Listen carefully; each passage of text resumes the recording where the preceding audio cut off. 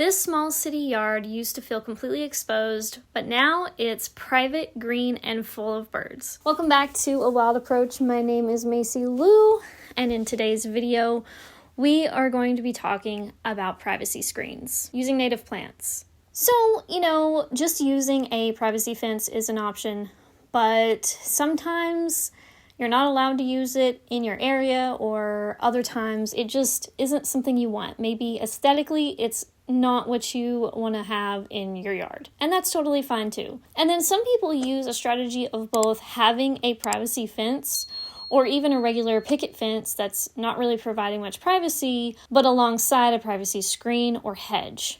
These are all valid options. Just check your local city and county regulations to see what the rules are. You want to check and see how far back from the street your fence needs to be. You want to see what kind of fence you're allowed to use and whether or not it can be a privacy fence or not. Because in a lot of front yards in cities or even counties, you can't use a tall privacy fence in the front yard. But it depends on the area, so check the local regulations. With plants, though, we have a little bit more flexibility. Not freedom completely, don't get me wrong, there are rules, but we have a little bit more flexibility in a lot of cases, especially if we're using shrubs and trees. Just having fences alone and having a bunch of lawn right up to the fence isn't really the most beautiful thing in the world, and I highly recommend against that. I have a fence, but I have plantings buffering the fence on both sides, and it took a few years to get everything to fill in and be lush, but once I finally did, it's been really worth it. And I feel like the fence is just one layer in the privacy screen, and it's just something that gave me structure until the things grew in around it. So why are native plants perfect for your privacy screen? Number one, they are adapted to the local climate and the local soil, the local region, and therefore they're lower maintenance if you choose the right native plants for your site conditions. Next up, they support birds, pollinators, and other beneficial insects. It's just more advantageous to plant native plants when it comes to wildlife gardening. If you care about butterflies, bees, and other wildlife, birds especially, they need native plants to survive and to thrive more than just survive. So if you want to be able to enjoy birdsong in your yard, if you want to be able to provide the necessary habitat for these creatures, native plants are just the best way to go. And in a privacy hedge, that means native shrubs.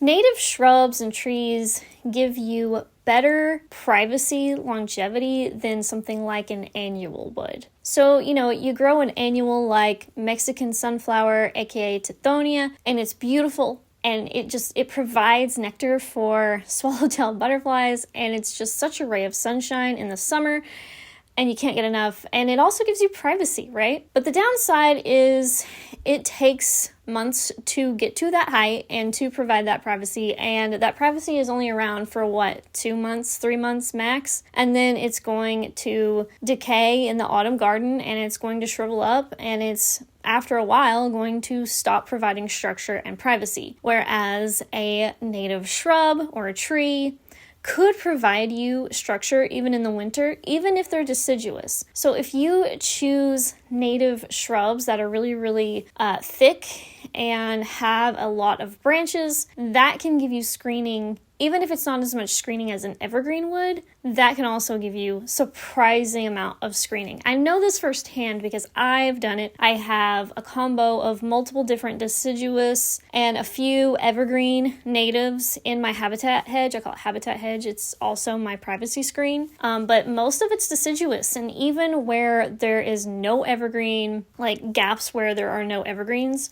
and it's just deciduous, I packed in so many deciduous plants in that spot, so many trees and shrubs specifically, that even though the leaves drop, even in the winter, I still get some screening from all those branches, because those branches overlap with each other. When we're talking redbuds, American plums, elderberries, and black cherry tree, those things, those garden layers with shrubs and trees with branches that overlap, it's surprising how much screening you get, even in the winter, even when the leaves are gone. So If we're talking fence versus privacy hedge, and we're not combining the two like I do, I combine the two. But if we're talking either or situation, a privacy hedge, a privacy screen of shrubs is going to provide a much softer, more natural look, obviously, than a just flat, man-made privacy fence structure. And therefore, if you're into the natural look, that's obviously the way to go. Another really big benefit of native shrubs and trees for your privacy hedge is they are often drought tolerant once established. These plants have adapted to the local conditions. And so when you have droughts, maybe the first year or two you water them, but then after that, they should be good on their own during the droughts. And even if they have some dieback, they typically bounce back really well, and you just trim out like a couple dead branches, right? So native shrubs and trees are so great as an option for your privacy screen. You'd be surprised. So how do we plan our privacy hedge? I think that the first thing we need to do is we need to look at the site conditions. What do you have? Do you have full sun? Do you have full shade? Do you have something in between? And what is the moisture like in your soil? That last one can get a little bit hairy, especially for me, because I've noticed over the years, sometimes I thought my soil was moist or medium, and then other times I thought my soil was dry. And that's simply because I live on a hill and I live in an area that typically gets a lot of moisture in like late winter, early spring, and then we get dry months, and then we get more wet months with like thunderstorms and things in the summer, and then at the end of summer it's dry again, and in the fall it's typically dry, but sometimes we get moisture again. And so that it's kind of this roller coaster here. It's not always dry, it's not always wet, it's up and down.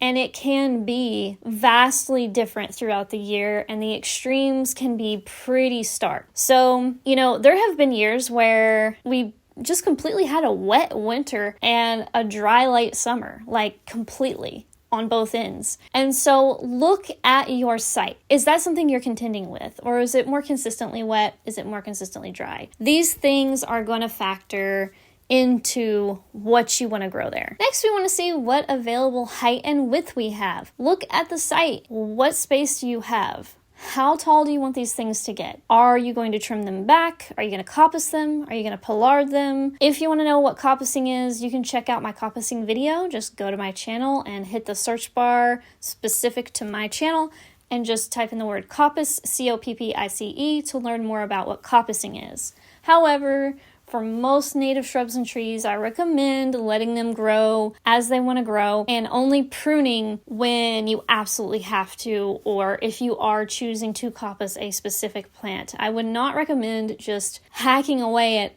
all your native shrubs and trees all the time. So I really just prune for structure, for pathways. Like if a branch is in the way of a pathway and, tall people are going to hit their head on the branch, or even short people like me, even more so, are going to hit their head on a branch, I will cut that branch down if it's in the way. I also cut branches that cross each other and rub each other too much. When I get to it, sometimes I miss it and have to get to it later because some of these things produce a lot of branches. Hence why I said earlier that they can be really good privacy screens even when there are no leaves, because there's just so much branching going on. But anyway, what kind of space do you have? How much space do you have in inches, in feet, height, width? What do you got going on so that you know what plants will fit in your space? And you want to ask yourself, what kind of privacy screen do I need? Do I need like intense, thick privacy year-round? All the time? Do I really need that? Because most people don't. Some people do, but most people don't. Or can I get away with some of the screen being evergreen, but a lot of it being deciduous? And I think most of us can fit in that last one because a lot of us aren't chilling as much in our garden in the cold winter time, sitting on a lawn chair in the freezing cold or in the snowy landscape for hours at a time, chatting away and wanting that privacy from our neighbors. And also, since that's not as common in the winter anyway, your neighbors probably aren't going to be as active outside. And so even if you do sit out in the winter, you might not have anybody to look at you anyway, at least not as much. And so privacy just doesn't seem to be as important in the winter. However, again, there are ways to get privacy in the winter, as we've talked about. And the obvious one is evergreen plants, but then the not so obvious one is really densely branching deciduous plants. All right, so let's talk about the process and how to get this hedge established. First of all, you're going to water deeply when you first plant the plants. When you first plant those plants, water them deeply. Do not water them shallowly, which is hard for me to say for whatever reason. But this is because you want these roots to go deep. And you also don't want to just put all your water on like the root ball and not around the plant. You want to go around the plant, and you want to try to encourage those roots to send themselves out to the water away from the center of the root ball, because that will encourage a lot more root growth than if you just water the root ball constantly and it's just getting all the water it needs so it doesn't have to move. The roots don't have to grow out and reach out. So come back away from the trunk a little bit and water further away just a little bit so they have to reach that water a little bit more. And you'll want to mulch your shrubs until the rest of the garden is filled in, until your green mulch is there and dense and everything's overlapping. So while everything's young, you will need to mulch. And this is a temporary thing. And when I say mulch, I mean wood chips or pine bark mulch, some kind of bark mulch, some kind of hardwood mulch, something like that that's not got dye colors in it. You don't want colors in it, if at all possible. Now, if that's all you can get your hands on, then okay. But reach out to arborists, look for arborist chips, wood chips.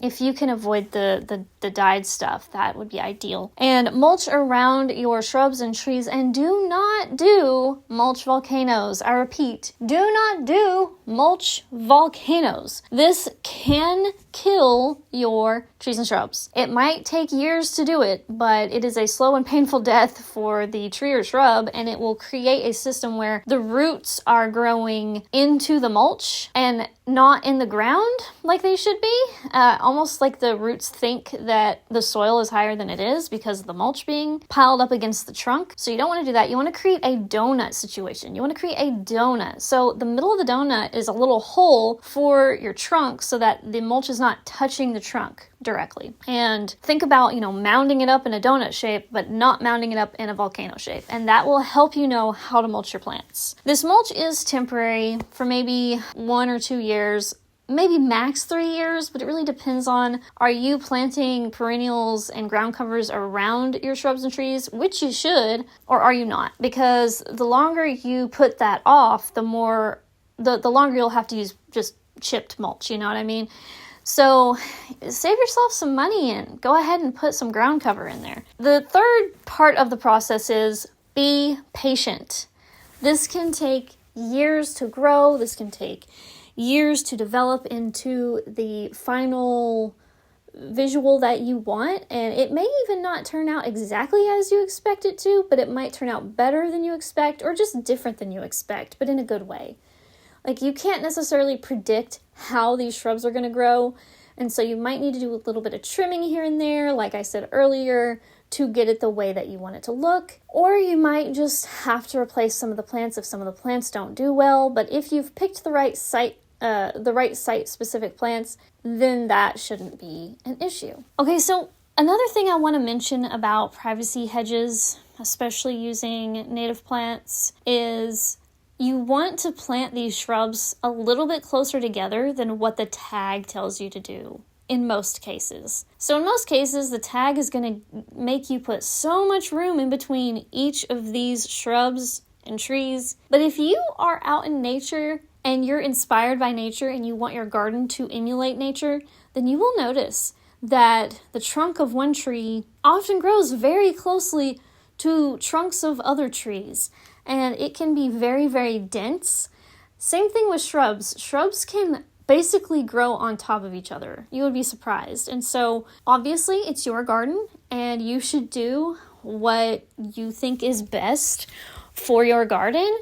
But I personally err on the side of growing things maybe a little too close together rather than too far apart, because the further apart things grow, the more weeds and invasive plants are going to move in between your plants, and you're going to have to pull them out. And it just gives you more work. Do I still get invasive plants in between my plants? Yes, I do. But is it the fault of the plants or is it me? It's me, because even though I plant things close together, there's still a lot of errors I make. Like, I need more ground cover layers, more perennial layers underneath those things, because over time it went from full sun to full shade because of the shrubs and trees. So that underlayer needs to be more shade tolerant now. And so that's just something to keep in mind. Over time, as these things grow, you might have the same situation. You might have to change your ground cover layer from a sunny ground cover layer to a shady ground cover layer. I would also highly recommend that you choose multiple species of shrubs and trees for your hedge and not just one species. If you only have one species in your entire hedge, your entire privacy screen, if those plants don't like your site and you thought it was a good fit, but it wasn't, they could all die at the same time, or they could all die like a domino effect one by one. Or if they get a disease, they could all die at the same time, or most of them die at the same time. And that would not be good, because then you'd have to replace the whole thing and it would just be a mess. And so I highly recommend that you diversify your hedge. It's kind of like your portfolio for your retirement account, right? Like, you want to diversify what you're investing in. You want to do that with plants too. You want to invest diversely in a lot of different species, but species that are good for your region and for your site conditions. All right, guys, thank you so much. I appreciate you. Don't forget to check out those other videos on my channel that have to do with native shrubs, native trees, and native perennials, because those native perennials could become your ground cover layer in the meantime between the shrubs and trees. I hope to see you in the next video. Don't forget that you can hit the join button to join the channel, which really helps me out a lot. I've got 2 tiers. The second tier is Secret Sanctuary, and Secret Sanctuary members get a live stream every single month by me that only they get to watch. So if you're interested in that, feel free to sign up for that tier of the membership, but obviously no requirement to do so. It's just an extra thing that you could do to support this channel. I also have a Patreon, and my Patreon is where I send out to the $10 patrons that live in the US an art print every single month, and it's around 4 by 6 inches in size. And yeah, so if you want to get an art print from me once a month, every month, that would be the way to do that, as well as supporting the channel. So these are different ways you can support the channel other than buying merch, of course, which I always share in the description. But I just wanted to remind you guys of that, and thank you all so much to everyone who already does those things. I really appreciate it. Again, you don't have to, but I really appreciate when you do. And I will see you next time. Oh, and don't forget, leave a comment down below and let me know what topics you want me to cover next, because I can never have enough video ideas. Even though I have a huge list of video ideas, it never feels like enough video ideas, if that makes sense. And some ideas are a little underdeveloped compared to others. And so if you have ideas for me, that would make my day. And I have some plans for the channel coming up, and I will share that in a separate video. So thank you guys so much for being here, and I will see you next time. Bye! Hey guys, thank you so much for clicking on this video. Please don't forget to hit the like button if you are enjoying this content, so that I can know what videos you all like the best. Do you need a short, quick guide to get started in wildlife gardening? Well, turns out I've got just the thing. I just came out with a new free ebook just for you, and it's called A Wild Approach to Gardening 101, and it's available on my website today at macylou.com/shop. It's free, so go check it out. What do you have to lose? Hi guys, cutting in here real quick to let you know that I have a new feature on my channel, and it is the join button. If you click the join button, there are going to be two options for you to choose from. You can choose to be a part of the Cozy Cottage group for $2.99 a month, which would give you the loyalty badges, emoji, and early access to all of my new videos. Or you can choose Secret Sanctuary for $9.99 a month, and this includes everything else I already mentioned in the $2.99 plus members-only live streams. So if we get some members in the Secret Sanctuary, I will have special members-only live streams. So thank you guys for considering it. Whether or not you can, I appreciate you very, very much. Hey guys, don't forget to follow me on Blue Sky and Instagram. These are the two best social media accounts other than YouTube, where you can find me and you can see me post photos of the garden, thoughts on wildlife, and more. So don't forget to follow me over there. To support the channel, like the video, comment, and subscribe. You can also support my work by buying art from me at macylou.com. Thanks for watching!